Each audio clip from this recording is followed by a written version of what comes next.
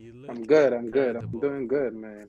Football is back, and we're back. The experts. Okay, The so experts.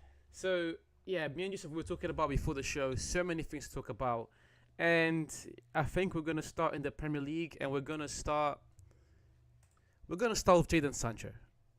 We're gonna start with Jadon Sancho and Chelsea because Jadon Sancho and Chelsea look very dangerous right now. Mm-hmm. This was a team. This was a team. There was a lot of questions at the beginning of the season on how good Chelsea were going to be, if they were going to be able to be competitive. And first four games of the season, and so far Chelsea look good. Yes, they were humiliated by Manchester City, but who isn't? Apart from that City game, Chelsea has looked strong. They've got an array of offensive players that can do damage to any team at any given game. At any given game, and now they've got Jadon Sancho, who played very well in his first game. What is Yeah. the ceiling for this Chelsea team, Yusuf? I have said it before. Chelsea have the recipe to make the best meal or the worst meal. So they have all of the right ingredients to either make the best meal, depending on who's cooking the meal. You understand me? So it is an array of players that have amazing upsides, but also a combination of what player manager, team problems, stuff like that that could also go down the rabbit hole of like failures. You understand me? And all of these additions are going to work at one point. So we just hope this is the beginning of the best that we can see from Chelsea. And to kind of speak on Jadon Sancho, I heard in an interview after the game, the Chelsea coach was talking about Sancho just needing love. And we noticed that every place that he goes to, that he seems like he's happy to be there. Example, Dortmund last season, Yeah. he's amazing. You understand me? He's amazing. So, and one thing I have noticed is, we have to kind of, as Premier League fans, take ourselves out of the mindset of this is how a winger is supposed to be. You understand me? We have this notion of a winger is supposed to be run, dribble, goal scoring, cutting, shoot. We have this notion of how natural or the orthodox winger is supposed to be. So if we get a winger or an attacker that is like kind of different, that is like kind of slower, kind of a pass first player, not too pacey, giving like brilliant passes, we tend to not see their qualities because we are used to seeing wingers in a certain light. Mhm. And I feel like Jadon Sancho is one of those people facing that problem. You get me? He plays his role in a different way. So if you have a team that can facilitate for him doing that, and people up front capitalizing of all of his qualities, it is going to look amazing. Put him in the Dortmund team. He didn't have to run too much in the Dortmund team, but his impact was felt because he had people running for him and him what making the intricate passes. You understand me? So Yeah. let's just take Jadon Sancho out of the normal norm of what a player in his position is supposed to be, and just what appreciate him for what he brings to the table. And I feel like that is what Chelsea is going to do for him. So the ceiling is very huge for Chelsea. I just hope they are able to work constantly, week in, week out, be consistent and put this thing together. Yeah, and usually I like to give my, rational, calm takes, even when it comes to Ronaldo. I love Ronaldo, but I had to criticize him. With Mm-hmm. Jadon Sancho, I don't care about this guy anymore. He can perform well. I just don't care about him. Whatever he does at Chelsea, I just don't care. We'll talk about it on the show because this is a football show and we have Whose to. fault is it though? Whose fault is it though? But I generally don't care about Jadon Sancho because the truth of the matter is, as a football player, you should be able to perform in any settings. This whole thing of I have to be Mm-hmm. loved, I have to be loved, that just sounds weak to me. That generally just sounds weak to me. So now you come to Chelsea and But now you come to Chelsea and now you want to ball out. Okay, Jadon Sancho, we got you. That's all I'm gonna but say. can Yeah, I go on, say something go though? on, go Like on. Manchester United fans, instead of being bitter about this, I feel like you guys look. I am All bitter. of this I put on your manager. Yeah, you are bitter I about it, but am. like I'll be it honest. looks like This pissed anytime me off. Manchester fans are going to talk about these situations and players going and like being brilliant in other situations and all of those things, the underlining factor is the manager. Underlining factor is the situations he has created with all of these players. That is the underlining factor. Yeah, you might hate Jadon Sancho for whatever he does. And I felt like him coming back and them having a conversation. I said this when the move was done. I said it. I said, JVM, so couldn't the manager make this happen? I was like, yo, so like, is he still bitter about the situation with Jadon? And yeah, still bitter about it. That is why Jadon Sancho left. So if he goes and is performing somewhere, I feel like Manchester United should circle back and put the blame on the manager. Because the harm was done, but the player came, you said you had a conversation, you said everything was good, and the next thing we saw, he's been what? Shipped to Chelsea. Good. So who isn't okay? The player or the manager? And if the manager is okay, Jadon Sancho, let's be real. Football is a business. Let's put feelings aside. Let's put ego aside. And if Ten Hag can't put ego aside and put 2 and 2 together and get a team that is going to take him out of the mess of being one of the coaches on the hot seat every season, then he doesn't take this job seriously. You understand me? The ego of a player not saying sorry to you, it shouldn't be more than what the success of the Manchester United. You understand me? You don't let a winger like Jadon Sancho leave a team who is struggling to find attackers. You know, you are playing a Xerxes.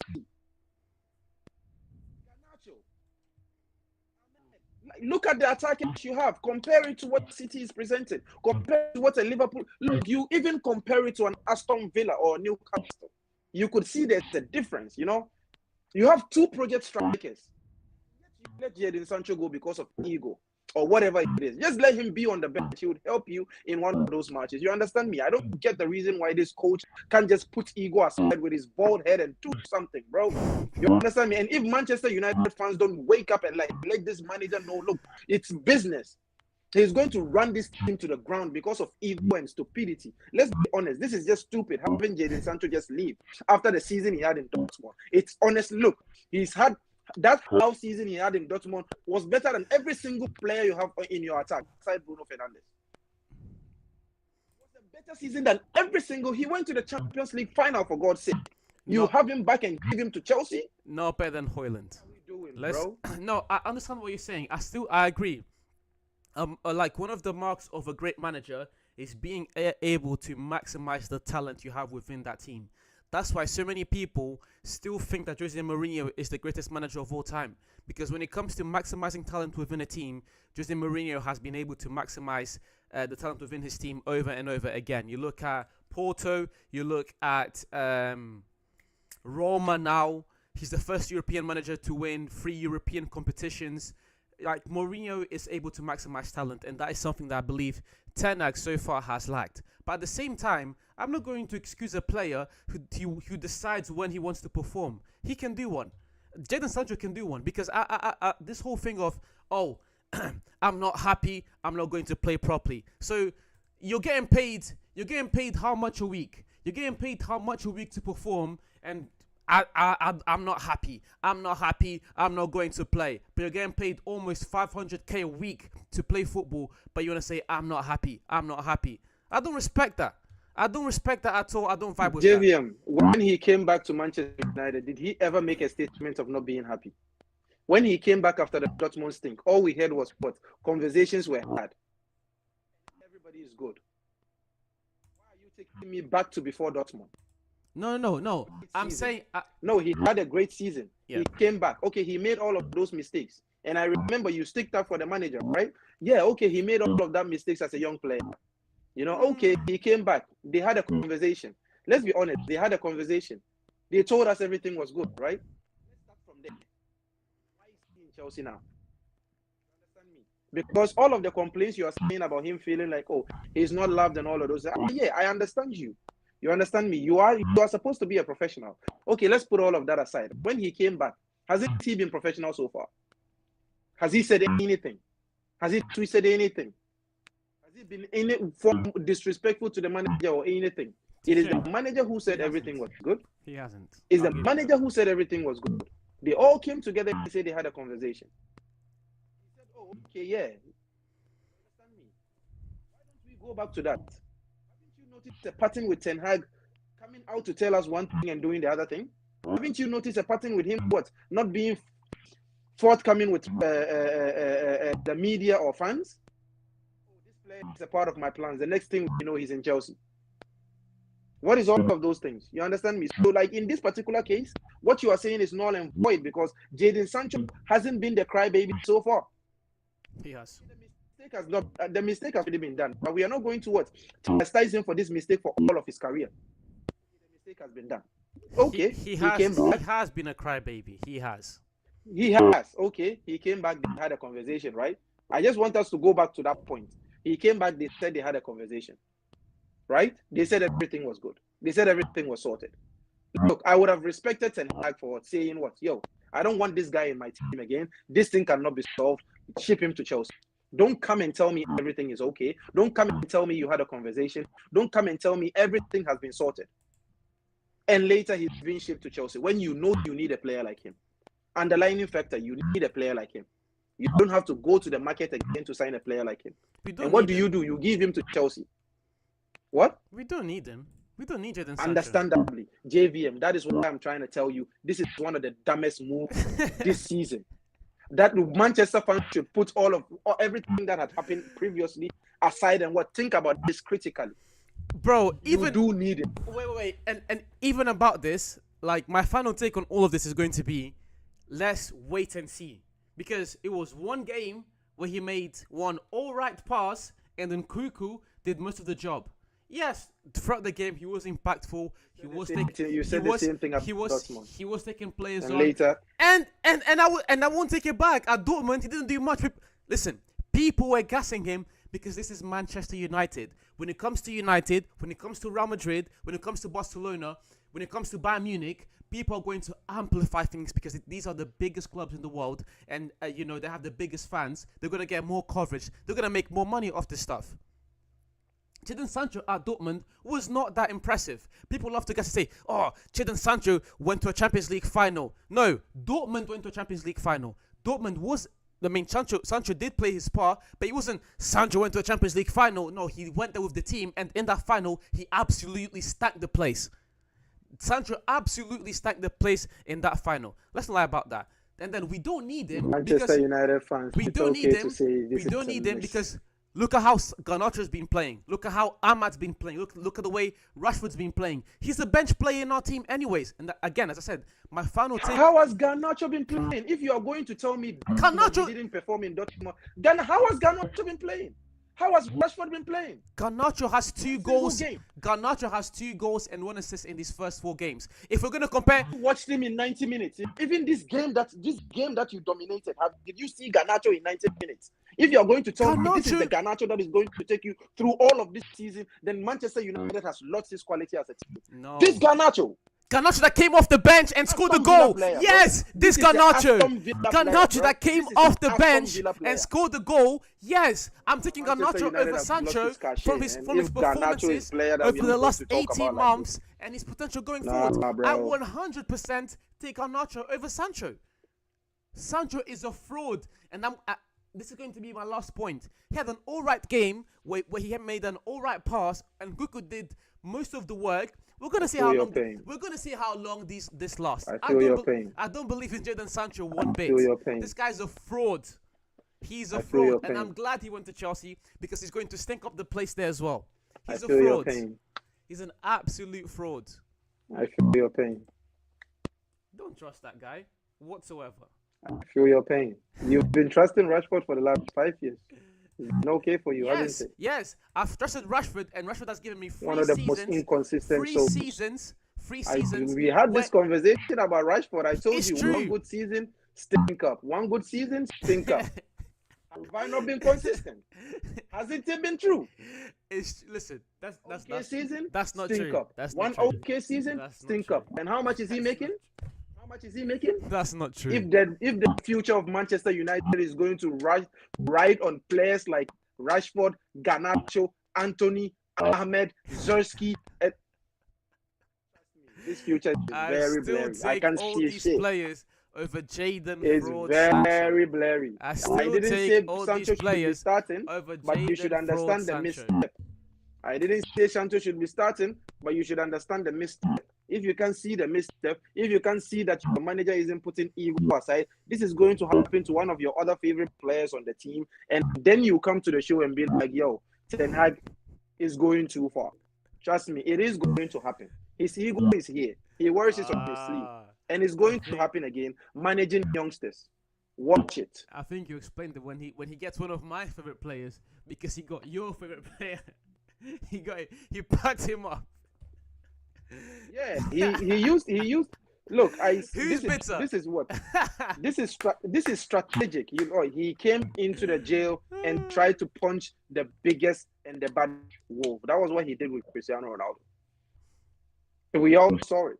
Last, Came I into said the this jail and before. felt like, yo, Last if thing I'm on able to Sancho. attack this guy, everybody is going to fall in place. But guess what? After Ronaldo left, it's been arguments and arguments upon argument and misunderstanding upon misunderstanding upon misunderstanding because you can't treat Manchester United or you can't coach Manchester United like you coach those 18-year-olds in Ajax.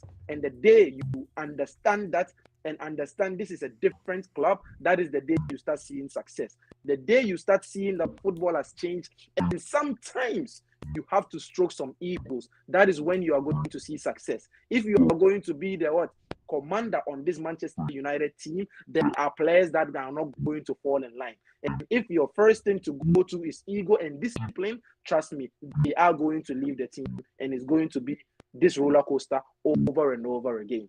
That is why you keep signing players like Zersky because you know you can control them. When there are players like Osimhen on the table, we see the type of manager you are.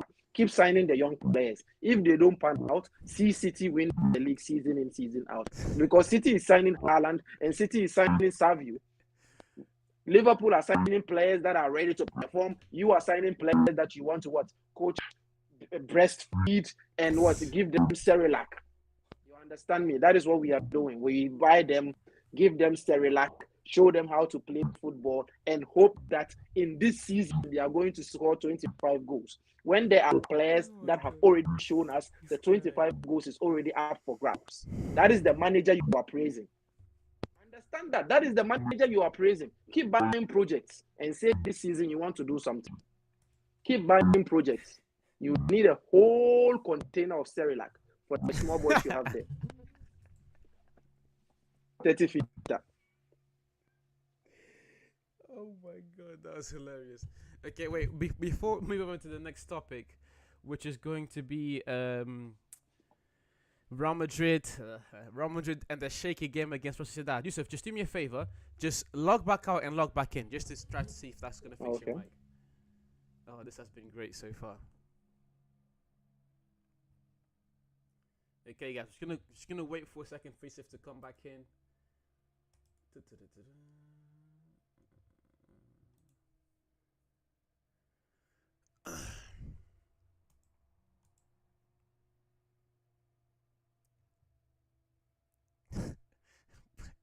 Sarah, like, this guy has no chill.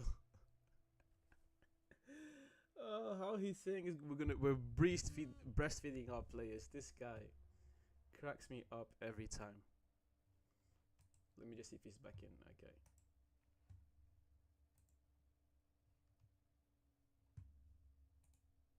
Just bear with us, guys. I'm just gonna add Yusuf back in. Then we're gonna carry on to see if that fixes the mic problems.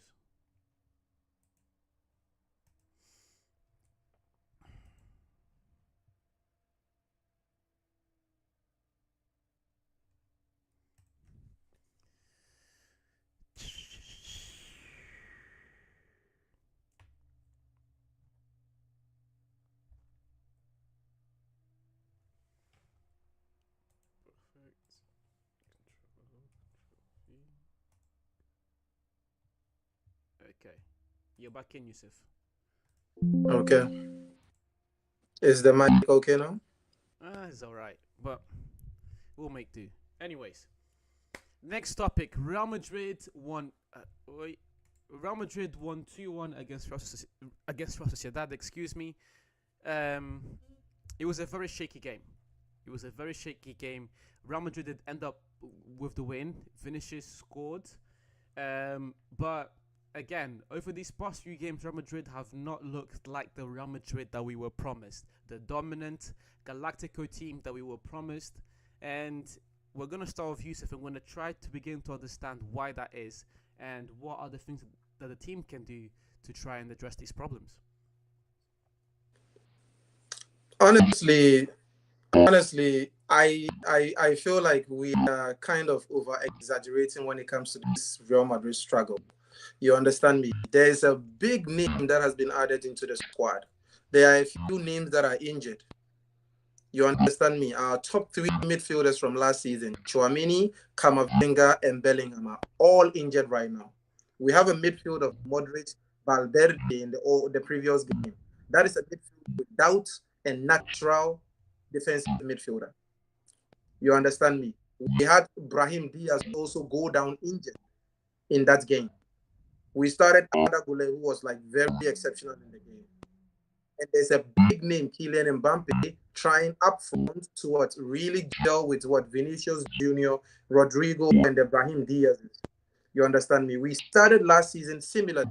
Remember when we were started with the 4-4-2 formation, Vinny and Rodrigo were finding it very difficult to understand their role in the 4-4-2 formation. It got to a point I even said, why don't we just go to the 4-3-3 and play Rodrigo as a false nine? It is better than what we are doing with the 4-4-2. But later it panned out, and I gave my respect to Carlo for sticking to his plan and having the plan work for him. I feel like this season is the same. And mind you, our is probably one of our best games so far this season. I'm going to give a green to every single player on the pitch, because every single player on the pitch, including the substitutes came to rock. They came to perform. You understand me? I would give Bellingham, I would give Mbappe, Vinny, all of them like a 7.5 to 8 rating because of the level of performances they had in that game. And I like the fact that Real Sociedad didn't come to play. They really came to perform in the first half. And that was one of the best first half performances I've seen, us contain them and also try to give them help. And that game really kind of gave me hope to what to expect coming in the future. I feel like Real Madrid is just trying to get his footing right. I feel like Kylian Mbappe is understanding his role, understanding the team, understanding the chemistry. You see the way they celebrated the goal. Yeah, we know it's Vinny's team right now, but I like that dynamic. Play one penalty, I play the next one. Nobody is angry. You understand me? This is what the second consistent time that Kylian Mbappe has scored. Trust me, that is going to build some level of confidence. I was seeing some link-up plays when Rodrigo came inside that I didn't see in the first few matches that Rodrigo started. I'm like, okay, they are understanding each other. I saw some amazing passes from Arda Güler. They are understanding each other. So what? Understand that this team is kind of deficient without the Chouaminis, without the Camavingas, and without the Bellinghams, and now Brahim Diaz. But as the time goes, as the season goes, we are going to get our core together, and they are going to understand the way to play with each other, and we are going to run the rest of the season with what amazing football.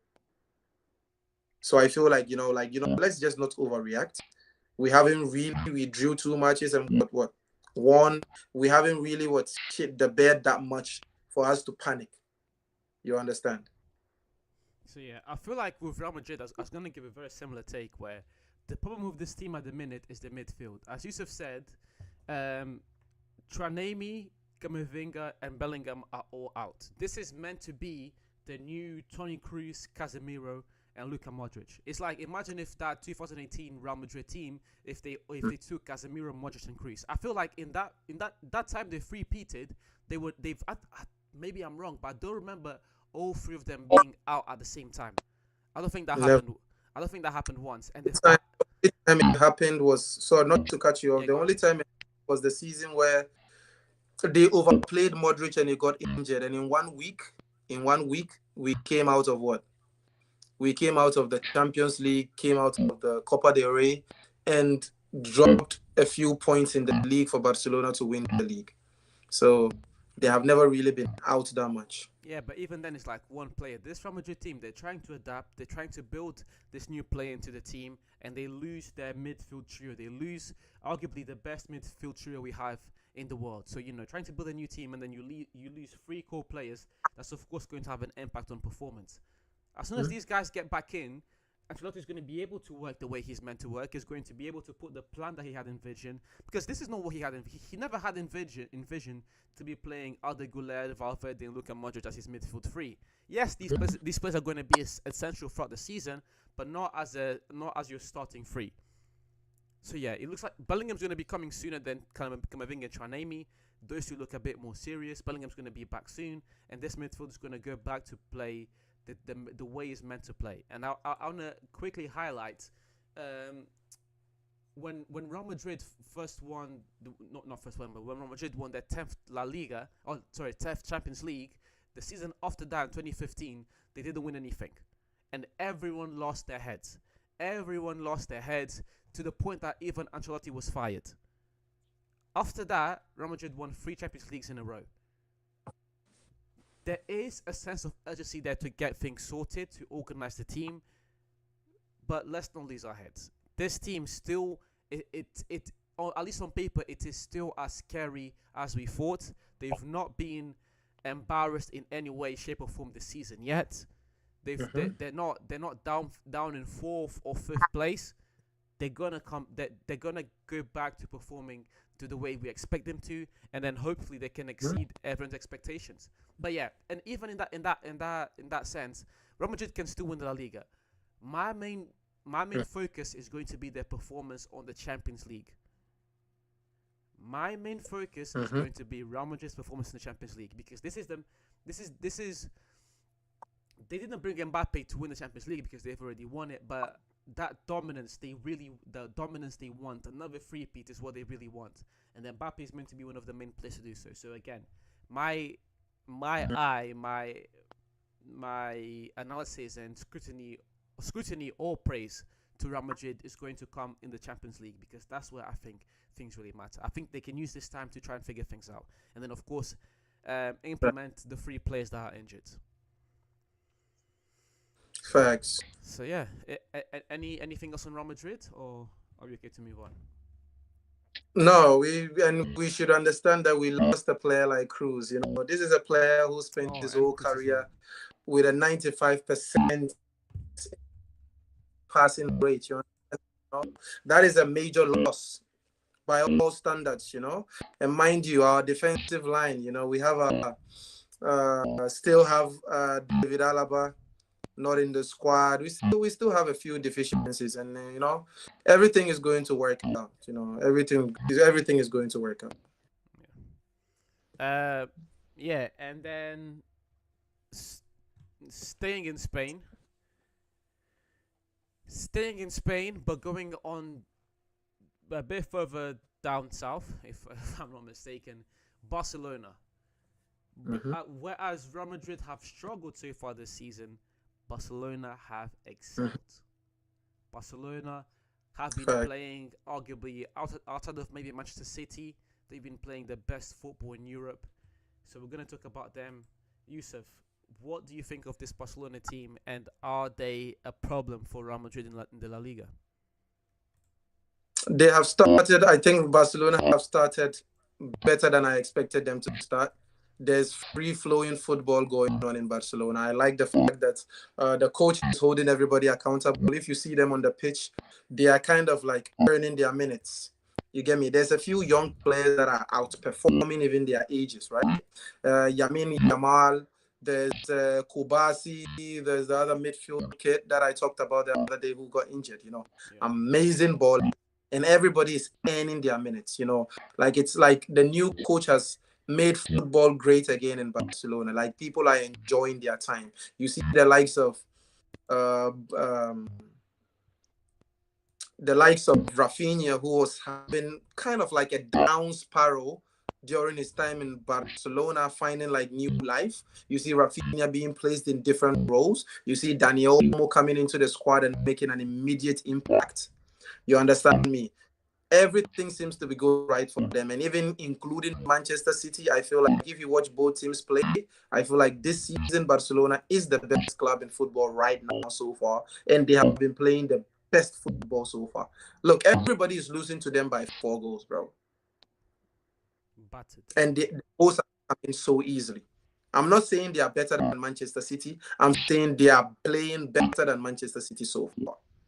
You get me? I've seen all of the Barcelona games because I'm looking to criticize and everything. They don't have the same caliber of players as Manchester City, but the free-flowing football, people embracing their roles, the kids earning their minutes. And you can't compare their level of competition to a Manchester City.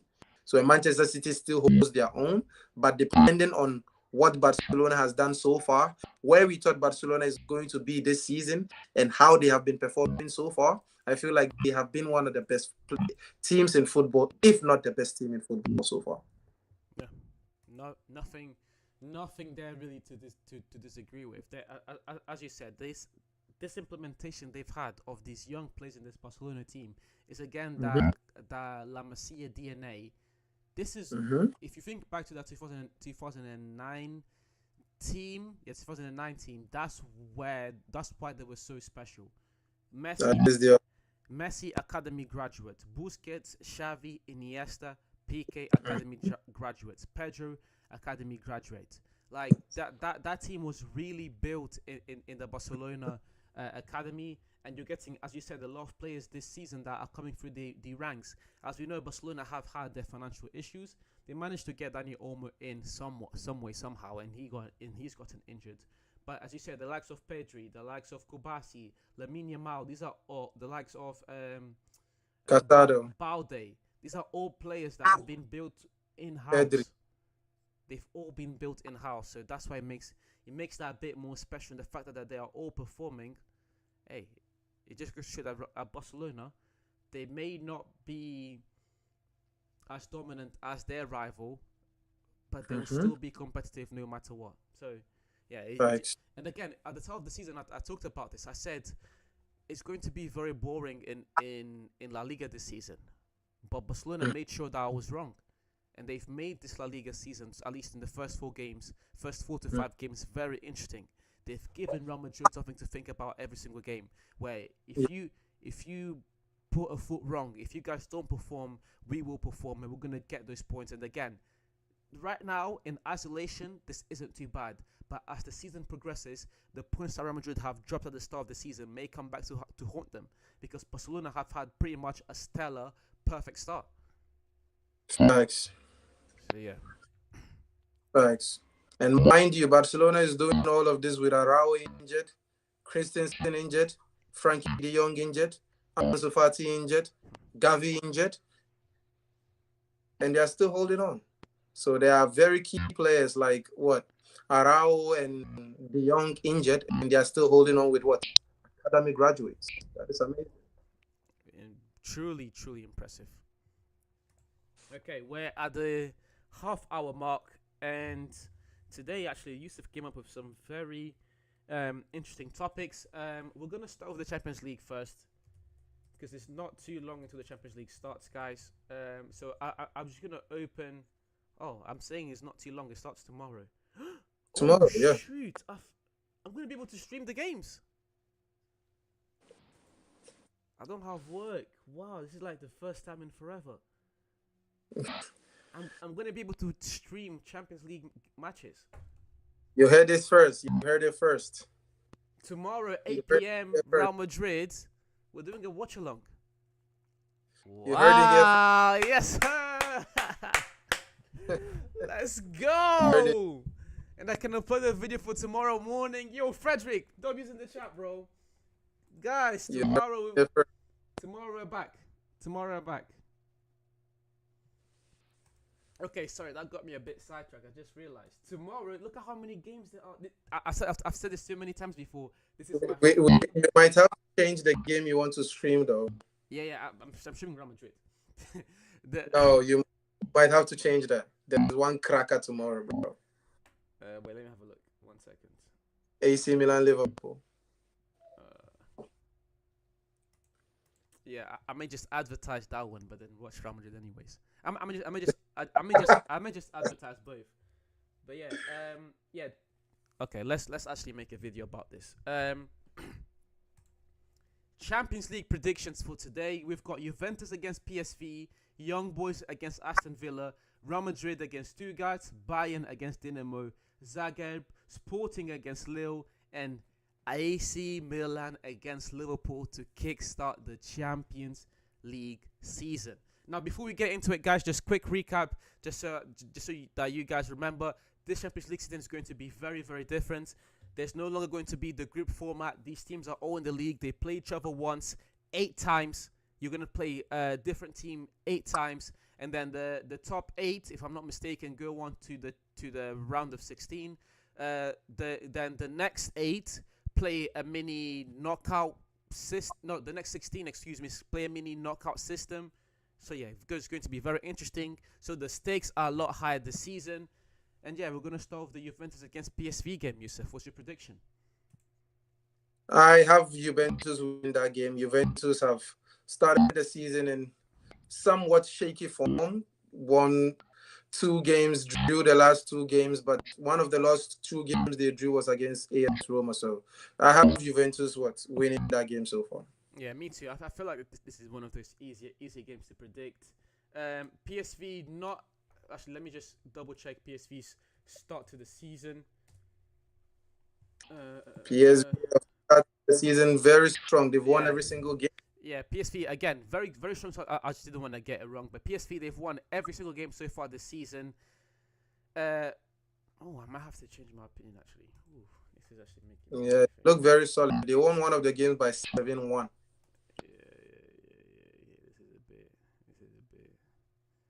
Yeah, Yusuf, I'm sorry, bro. I'm going for PSV on this one. Just I because got you. I know if it's not going to be a PSV win, it's going to be a draw. Because I know how Juventus, at least especially for the last 2 years since Ronaldo left, they've been playing one of the worst brands of football in Europe. Juventus, who at one point were one of the best teams in Europe. If you think back to the 2015 all the way to 2018 season, that 4-year span, Juventus were one of the biggest hitters in the Champions League. But since Ronaldo left, they've been one of the most boring teams to watch. They've had a very shaky start to the season, whereas PSG have been stellar all throughout. So I'm gonna go with PSV on this one. Young Boys against Aston Villa. Young Boys against Aston Villa. I think I'm going for Aston Villa in this game. Even though Young Boys are having one of the best seasons so far, they've started the season only drawing 1 game in like 5 games. But I feel like Aston Villa kind of has been getting it out of the mud in the league so far. So if they bring that ruggedness that they've been exhibiting in the league so far, I feel like this is a game they could win. They only lost to Arsenal so far. So with teams within their strength levels, they've been able to win against them. So I feel like Aston Villa could come out with a win, but they shouldn't go down and try to fight their way back. It wouldn't happen with them, with a team like Young Boys. Yeah, and this one I agree as well. Aston Villa against Young Boys. I'm going to give the win to Aston Villa. It's going to be very interesting to see how this Young Boys team sets up. Again, one of those teams that have just been in the Champions League year in, year out.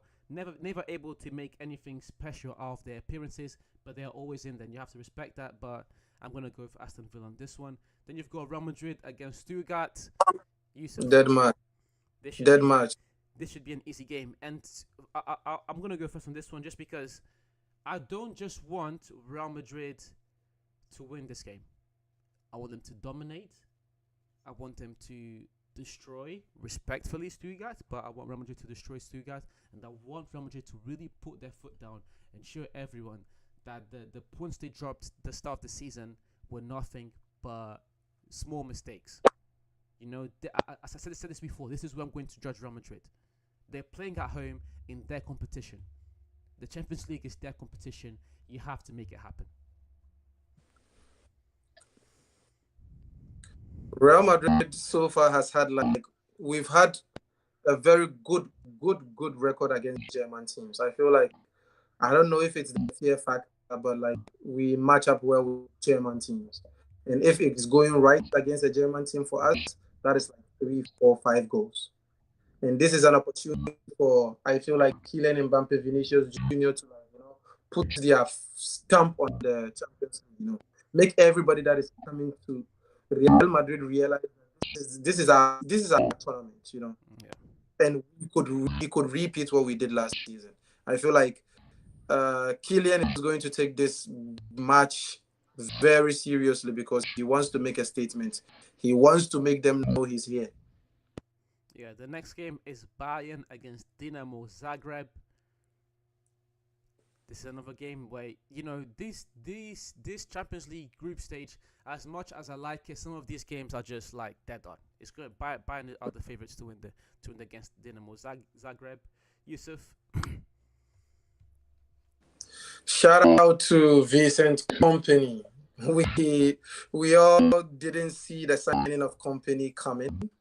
We all didn't see him being like one of the choice coaches for a team like Bayern Munich, but so far so good. They've won every single match by an average of 4, 5 goals. That is amazing. Vincent Company isn't leaving anything on the table. Even with the match against Wolfsburg that they struggled, they were still able to pull out the win.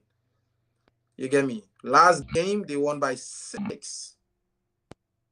That is the hallmark of a great team, you understand? So, um, Dynamo Zagreb has already started the season pretty poor, lost their last 2 matches. So, I still feel like this is an easy win for Bayern Munich, and it could be like one of those 6, 7 goals massacres.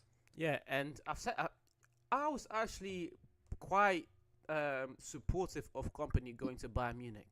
People were saying he doesn't deserve it. He doesn't deserve it. But look at what Company did at Belgium with Anderlecht. Look at what Company did with Burnley in the Championship. Company is a good manager. He had a horrible year last year. Let's not forget that. And maybe because of that, you think that he doesn't deserve that job. But even then, it's like it just goes to show that at Bayern Munich, the decisions at the top are being made carefully. They didn't just choose Company on a whim. They chose Company because of his previous performances where he dominated the championship, one of the best seasons in the championship.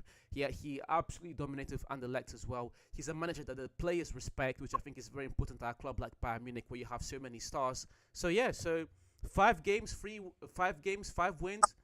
I can't say I'm surprised. The next one is Sporting against Lille. I'm gonna go with Sporting.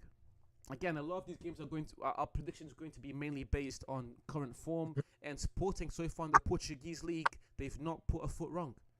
They got 15 points out of 15. They've been amazing, whereas Lille has been kind of shaky.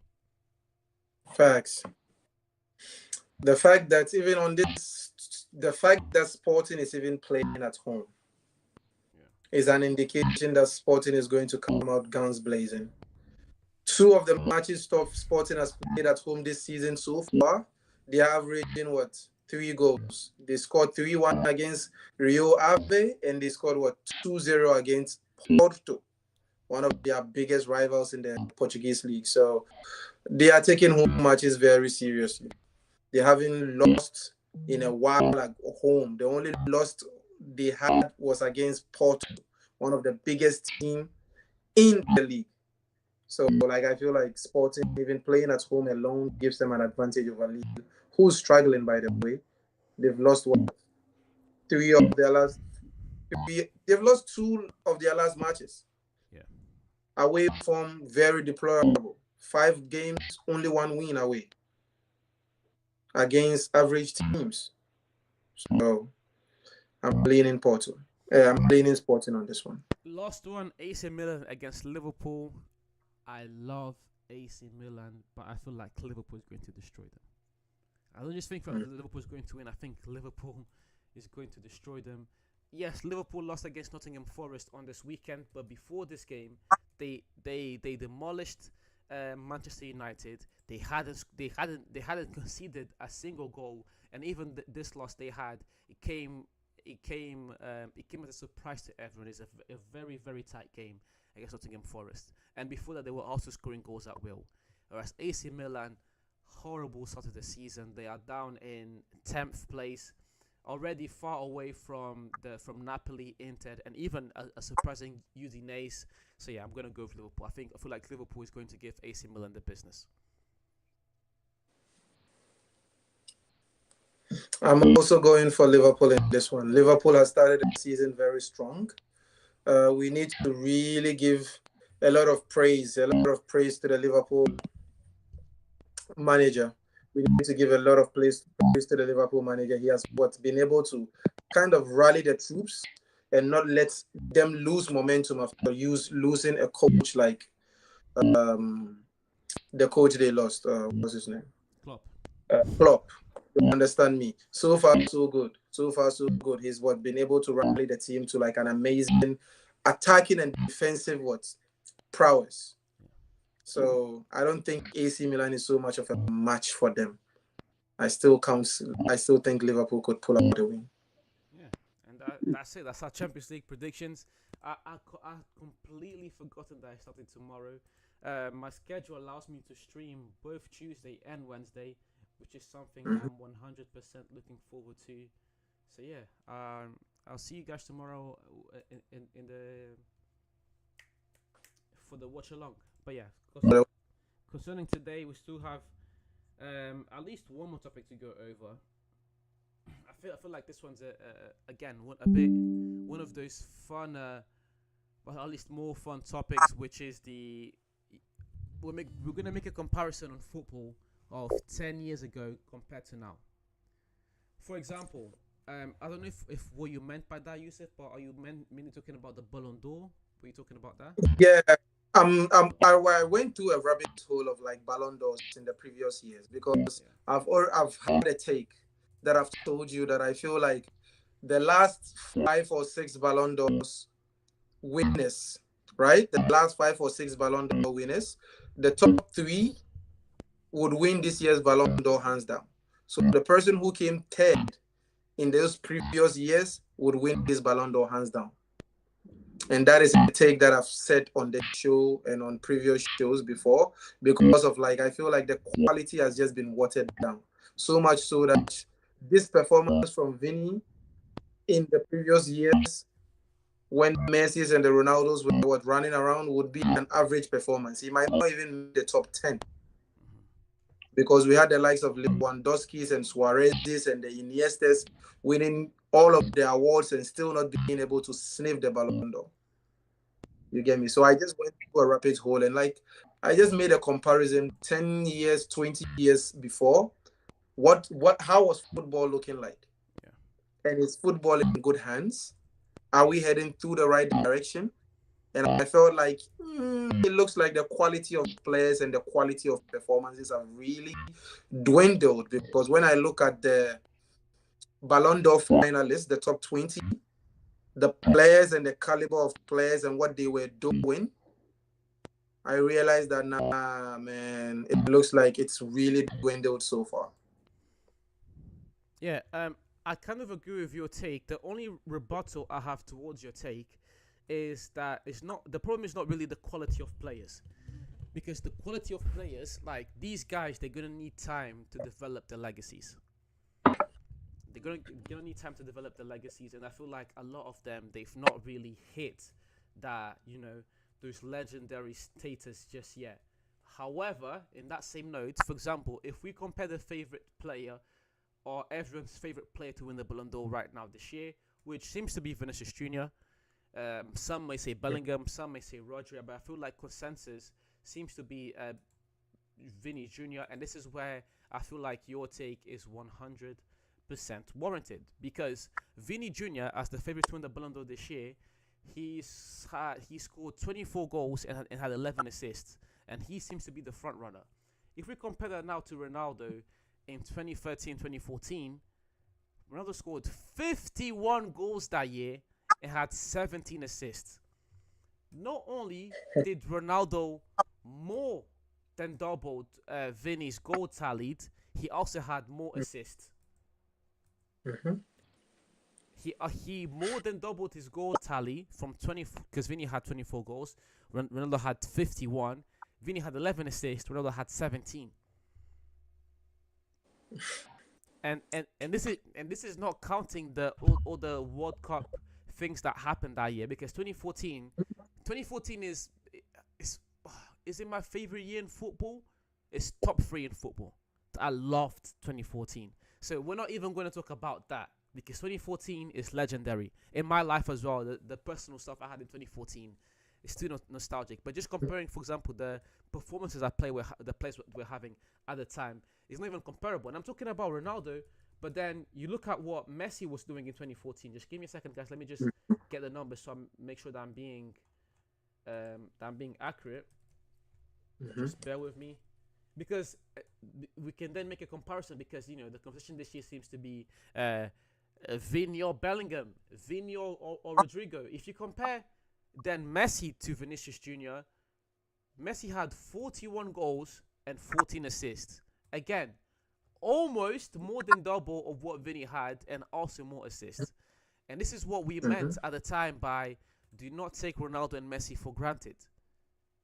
Because even if you go 10 years before that, in 2004, I feel that's the year of Henry and Shevchenko. Not is it Shevchenko? Deco. Is it Shevchenko? Did Shevchenko win in 2004? Yeah, Shevchenko won in 2004. Yeah, that was the year of Henry and Shevchenko, and even then it's like 10 years after Ronaldo and Messi. They, like, you can't compare Ronaldo and Messi. 10 years before that, they were better. 10 years after, they were better. And this is why we meant by appreciate the goods. This is why I think this is such a great topic, because I love these, like, all-time conversations. Is it unfair on Vini and Bellingham? It is. But guess what? It is the game. You guys want to perform and win Champions Leagues. Guys that done it before you at,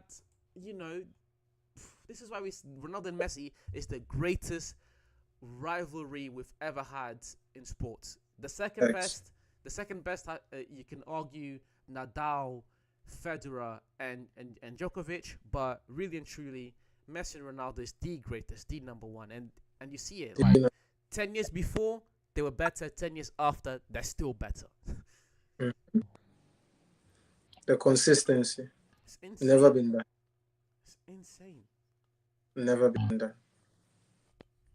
Like Messi this year, he would win the Ballon d'Or, and it would even be a debate. It wouldn't be a debate. And this is not counting the fact that this year Messi also was the World Cup player of the tournament. That's not even counting that. So yeah, very good topic, man. Yeah, and when you do the breakdown, trust me, JVM, I'm just going to go through the Ballon d'Or top 20 list from 2004, 2014, then we do 2024. Yeah. And you tell me the quality, and you also tell me which of those years had the best top 20 list. Yeah. So I'm going to start with the Ballon d'Or 2024. And the number one, Shevchenko won the Ballon d'Or in 2024 with Inter Milan, with Milan. The second was Deco. The third was Ronaldinho. The fourth was Thierry Henry. The fifth was Theodos Zokovic. The sixth was Adriano. The seventh was Pavel Nedved. Eighth was Wayne Rooney. Ninth was Ruud van Nistelrooy. 11th was Angelos Christas.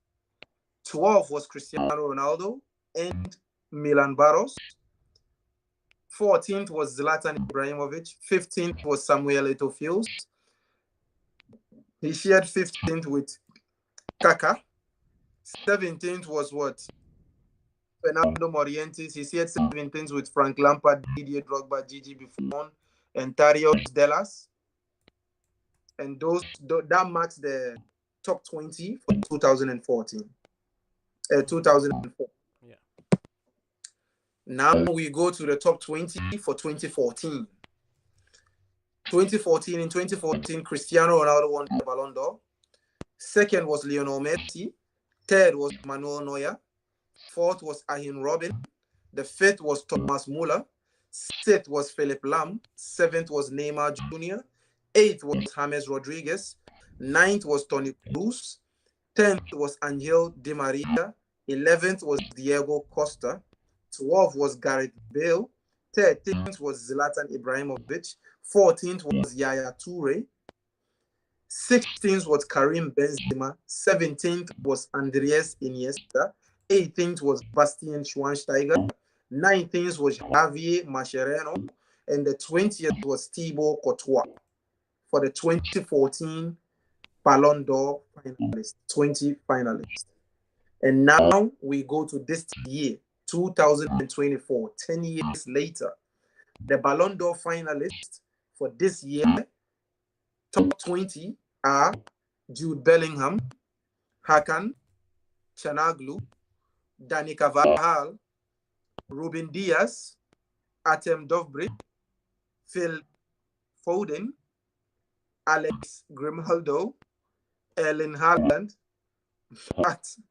Matt Hummels, Harry Kane, Tony Cruz, Ademola Lookman, Emilio Martinez, Latario Martinez, Kylian Mbappe, Martin Odegaard, Dani Olmo, Cole Palmer, Declan Rice, Rodri, Antonio Rudiger, Bukayo Saka. That concludes the list for 2024.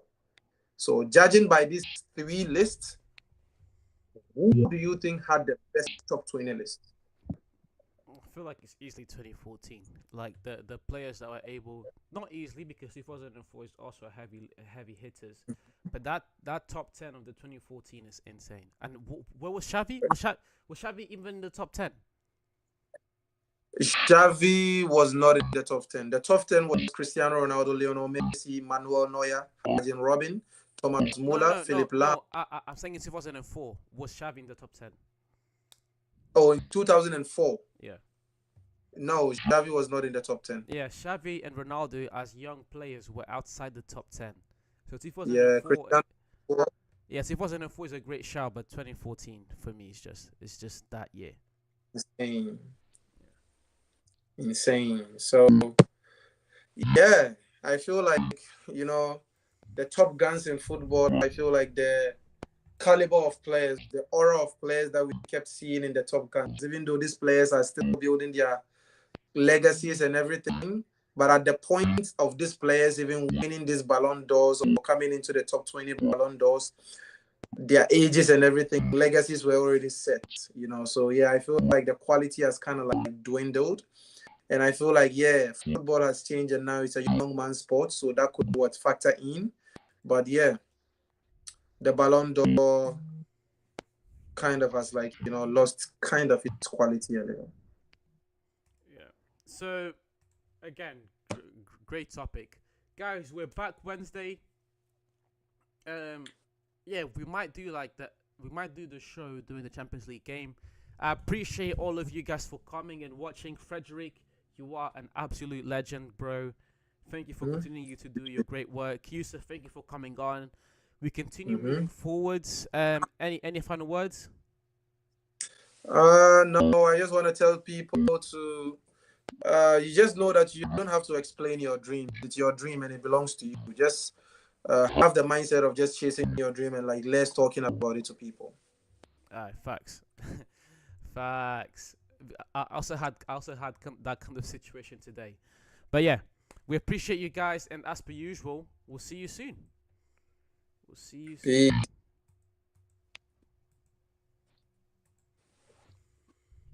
Oh.